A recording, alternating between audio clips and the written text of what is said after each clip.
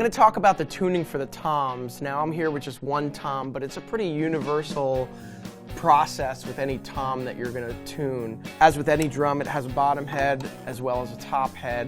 The bottom head is called the resonant side head, as it's supposed to resonate, and this is what we usually call the playing side head.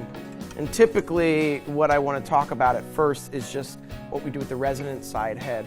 Now remember, in order to tune, you're going to take your key and you're going to place it over the top of the tension rod. And I usually tune in what's called a star formation, where I start here, move to here, here, here, like this, so that you don't tune down one side of the drum at the same time. Normally, I would start with the resonant head because we want the resonant head to be in tune and fine-tuned before we put the playing side head on. And because this resonates, I normally, in any style and any head, I normally have the resonant side head a little bit higher in pitch than the playing side head. So what I'm going to do now is just sort of tweak this a little bit. Right now I'm doing it by feel, I'm not doing it by any sort of pitch or tune. However, you can fine-tune it, and the way that you fine-tune it is you would take your finger, you would put it dead center of this, and tap over the opposite tension rods like this.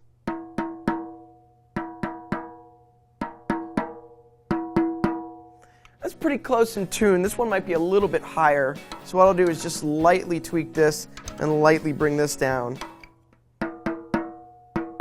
And there you go, it's in finer tune.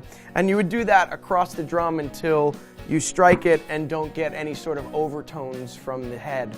As you turn the drum over and you work with the playing side head, for a rock style, you're probably going to want to keep this relatively low so that you have a fatter tone from the playing side head and a fuller or a warmer tone from the resonant side head. If you're playing jazz, you're probably going to crank this up pretty well. In addition, for a rock style, you're going to use most of the time a clear head. I'm using a style of head called a Remo pinstripe, which is a 2-ply or 2-layer head. And then if I was to play jazz, I would probably use a white coated, something called an ambassador, where it's single ply and you tune it up real strong. Right now, this head sounds pretty good in this position. And that's because this is a little lower tune than what you have here. If I was going to play jazz, I would now tune each tension rod a lot higher. And when I go through this in the star formation again, crank these up pretty well. Again, mostly by feel for now. Then you could go through the fine-tuning process, as I just mentioned. And then you play this and you notice it's a much higher, twangier sound. Now it's going to be a little warmer than that if you have a white coated head and if it's cranked up that high, but that's generally the type of tone you want in that style. So try different things, analyze the type of style you're going to be playing in, and try different combinations to see what works.